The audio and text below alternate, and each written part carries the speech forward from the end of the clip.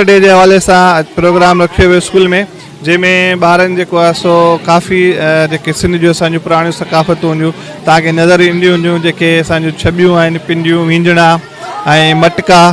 त हिकिड़ी असांजी हिकिड़ी पुराणी 6 खां 7 हज़ार साल पुराणी सकाफ़त आहे। ही प्रोग्राम करण जो मक़सदु असांजी जेका नई जनरेशन आहे उनखे उजागर करणु आहे त जेको आहे सो असांजी सिंध जी सकाफ़तूं केतिरियूं पुराणियूं आहिनि। त असां वॾो ज़ोर शोर सां मल्हाए रहिया आहियूं। सिंध जे सॾ ते जीअं पूरी सिंध में कल्चर डे मल्हायो पियो वञे, त असांजो बि मक़सदु इहो आहे त जेके असांजा नंढा मासूम ॿार आहिनि हुनखे बि ख़बर हुजे त असांजी सिंध केॾी अमीर आहे, केॾो सिंध पंहिंजी सकाफ़त सां मालामाल आहे। त असां चवंदा असांजी सिंध ईअं ई तरक़ी कंदी रहे ऐं अॻिते वधंदी रहे।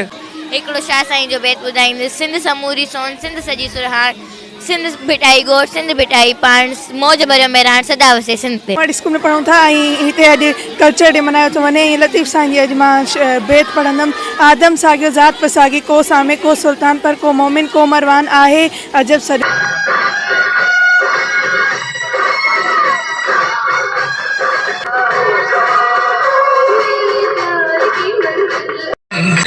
सिंध